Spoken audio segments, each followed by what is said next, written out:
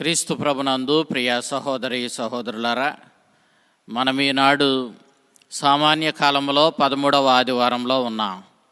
ఈనాటి దివ్య గ్రంథ పఠనాలు మొదటి పట్టణము 2వ రాజుల గ్రంథము 4వ అధ్యాయం 8వ వచనం నుంచి 11వ వచనం వరకు, 14వ వచనం నుంచి 16వ వచనం వరకు, సువిశేషం మత్తయి శుభవార్త 10వ అధ్యాయం 37వ వచనం నుంచి 42వ వచనం వరకు మనం ఆలకించాం.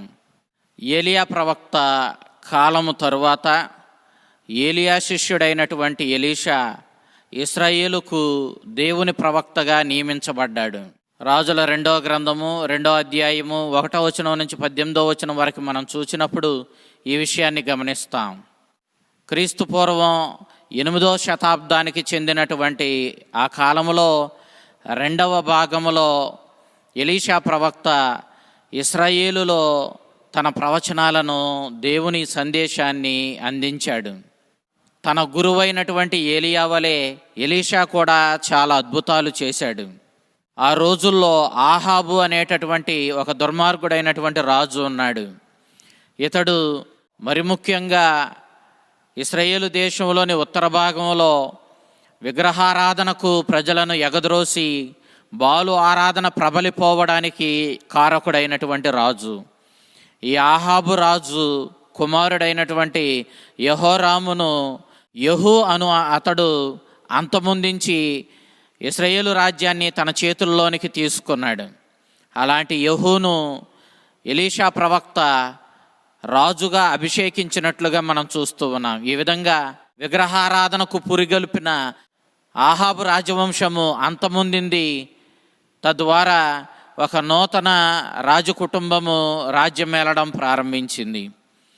ఇశ్రాయేలీయుల చరిత్రలో ఎలీషా పాత్ర ఎంతో గొప్పది. ఈనాటి మొదటి పట్టణము ఎలీషా జీవితంలో జరిగినటువంటి ఒక సంఘటనని మనకు తెలియజేస్తూ ఉంది. దేవుని సేవకుల పట్ల మనము ఆదరాభిమానాలు చూపించినప్పుడు దేవుడు మనల్ని తప్పకుండా అంతే ఆదరాభిమానంతో చూచి మనకు కావలసిన వరాలను అందించి మనల్ని ఆదరిస్తాడని ఈనాటి మొదటి పట్టణ సందేశం మనకు తెలియజేస్తూ ఉంది.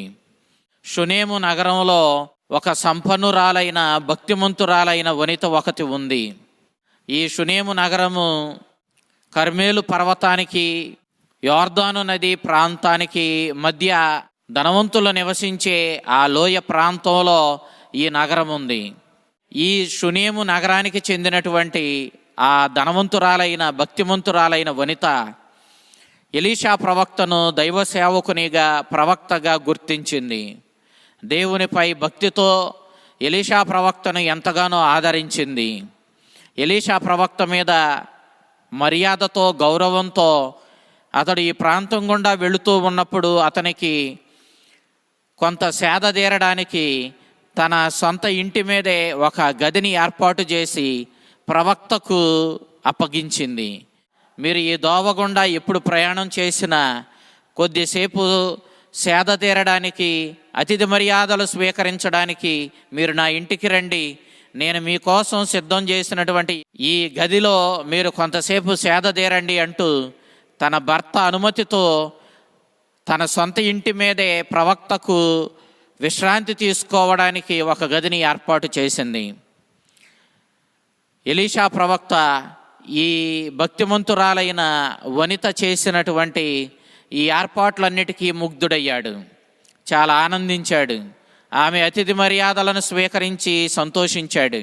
అందుకే ఈమె మనల్ని ఇంతగా ఆదరిస్తుంది కదా, మనం కూడా ఈమెకు ఏదైనా అవసరం ఉంటే ఆ కోరికను తీరుద్దాము అంటూ తన శిష్యుడైనటువంటి గెహసేకు మాట చెప్పాడు.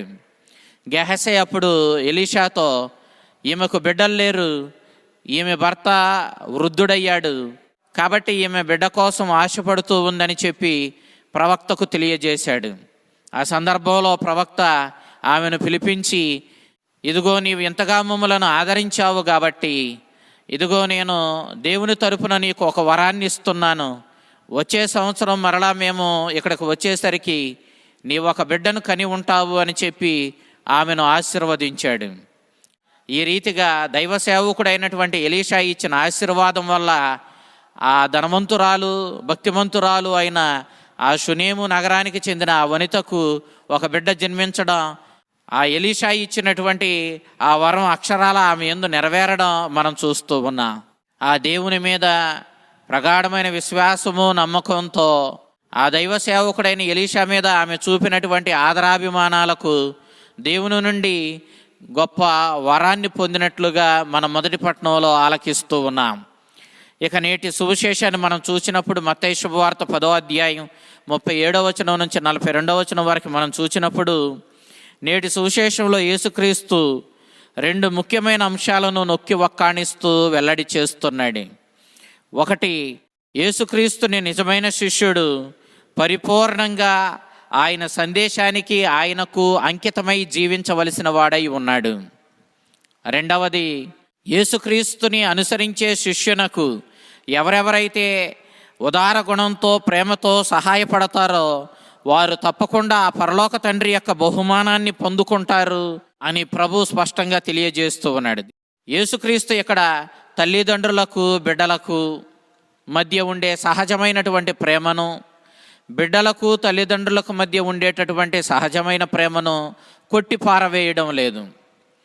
మనం దేవుని వాక్యాన్ని చూసినట్లయితే దేవుడు ఇచ్చిన 10 ఆజ్ఞల్లో 4వ ఆజ్ఞ, నీ తల్లిదండ్రులను నీవు గౌరవించాలి, వారిని ఆదరించాలి అని ఉంది.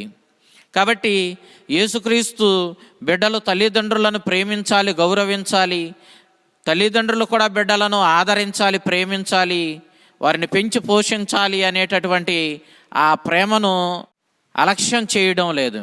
కానీ అంతకంటే శ్రేష్టమైన ఉత్తమమైనటువంటి దైవ ప్రేమకు యేసుక్రీస్తు ఇక్కడ పెద్దపీట వేయడాన్ని మనం చూస్తూ ఉన్నాం. దైవ ప్రేమే ఉత్తమమైనటువంటి ప్రేమ.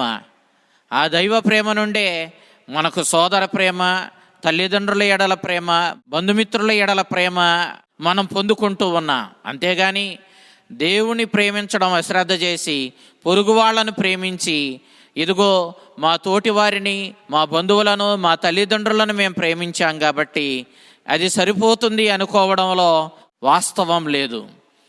దైవ ప్రేమే ప్రథమ స్థానం తీసుకుంటుంది. ఆ తరువాతనే ఆ దైవ ప్రేమ నుండి మనము సోదర ప్రేమను, బంధుమిత్రుల మీద ప్రేమను, తల్లిదండ్రుల మీద ప్రేమను ప్రదర్శించగలుగుతాం. దైవ ప్రేమ లేని వాడికి సహోదర ప్రేమ ఉండడం అసాధ్యం. సహోదర ప్రేమ ఉన్నంత మాత్రాన నాకు దేవుని ఎడల ప్రేమ ఉంది అని చెప్పడంలో వాస్తవం లేదు. మనము దైవ ప్రేమకు ప్రముఖమైన స్థానం ఉందన్న విషయాన్ని, అదే అసలు సిసలైనటువంటి స్వచ్ఛమైన ప్రప్రథమంగా మనం కలిగి ఉండవలసిన ప్రేమ అన్న సత్యాన్ని మనం మరువరాదు. ఆ దైవ ప్రేమ వల్లే మనము తండ్రి పంపిన యేసుక్రీస్తుని కూడా మనము విశ్వసించగలుగుతూ ఉన్నా, ప్రేమించగలుగుతూ ఉన్నా. యేసుక్రీస్తుని మనం ప్రేమించినప్పుడు పరలోక తండ్రిని మనం ప్రేమించిన వాళ్ళం అవుతాం. ఎందుకనంటే తండ్రి దగ్గర నుంచి కుమారుడు ఈ లోకానికి వచ్చాడు కాబట్టి కుమారుని విశ్వసించడం, ప్రేమించడం అంటే తండ్రిని విశ్వసించడం, ప్రేమించడమేనన్న విషయాన్ని ప్రభు మనకి ఇక్కడ స్పష్టంగా తెలియచేస్తూ ఉన్నాడు. యేసుక్రీస్తు ఇక్కడ తన శిలువ మరణాన్ని ముందే గ్రహించిన వాడై దూరదృష్టితో తాను అనుభవించబోయే శ్రమల శిలువ మరణాన్ని గూర్చి ప్రభు ప్రస్తావిస్తూ తనని అనుసరించి తన సందేశానుసారం తన మార్గంలో నడుచువాడు తన శిలువను ఎత్తుకొని నన్ను అనుసరించాలి, శ్రమలను సహిస్తూ నన్ను అనుసరించువాడై ఉండాలి అని ప్రభు ఇక్కడ సూచిస్తూ ఉన్నాడు.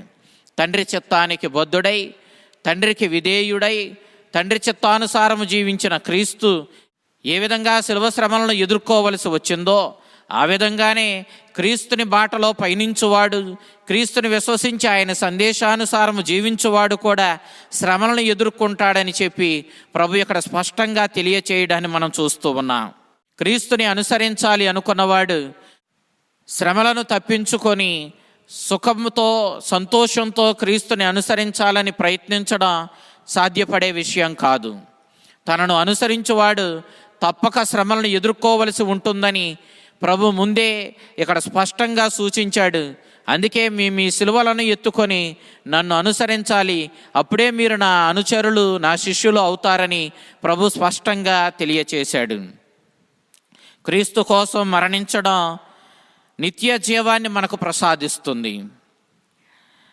ఈ లోకంలో కొన్ని సంవత్సరాలు ఈ క్షణికమైనటువంటి ఈ జీవితాన్ని సుఖభోగాలతో జీవించి క్రీస్తుని సందేశాన్ని, క్రీస్తుని మార్గాన్ని మనం అశ్రద్ధ చేస్తూ ఈ లోకం కోరిన ఆనందాల వెనకాల పరిగెడుతూ మనము జీవించినట్లయితే ఈ లోకంలో మనము ఈ క్షణికమైనటువంటి ఆనందాలు పొంది ఈ కొద్ది రోజుల కొన్ని సంవత్సరాల క్షణికమైనటువంటి జీవితాన్ని ఆనందంగా జీవించగలుగుతామేమో, కానీ శాశ్వతమైనటువంటి నిత్య జీవాన్ని మనం పోగొట్టుకుంటాము.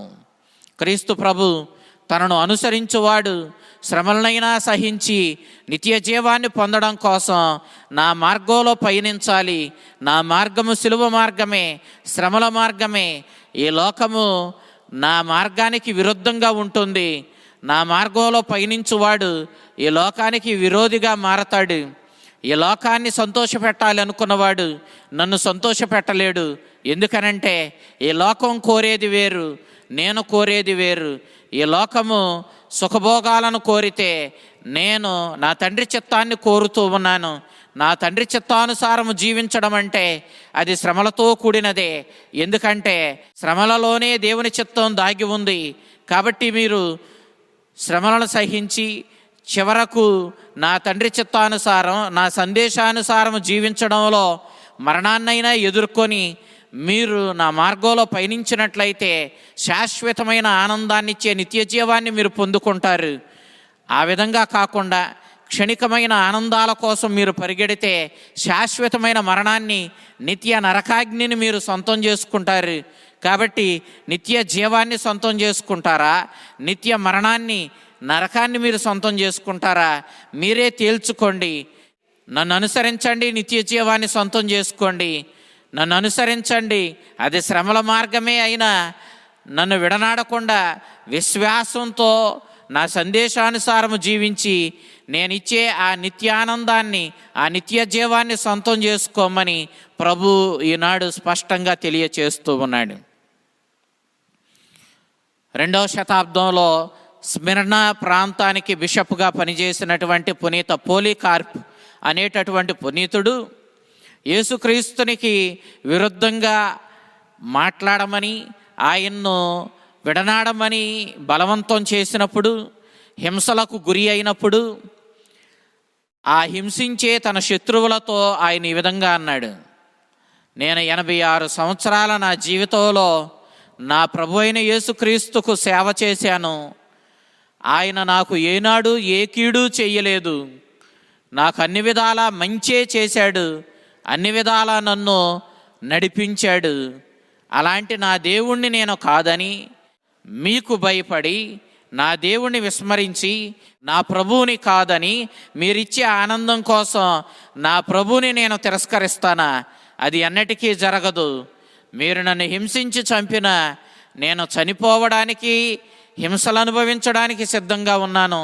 నా ప్రభువుని మాత్రం నేను విడనాడను అని పునీత పోలీకార్ప్ తనను హింసించు వారితో పలకడాన్ని మనం 2వ శతాబ్దంలో చూస్తూ ఉన్నాం. ప్రియ దేవుని బిడ్డలారా, క్రీస్తుని కోసం, క్రీస్తుని సందేశం కోసం జీవించడం అంటే ఈ లోకానికి విరుద్ధంగా వెళ్ళడమే.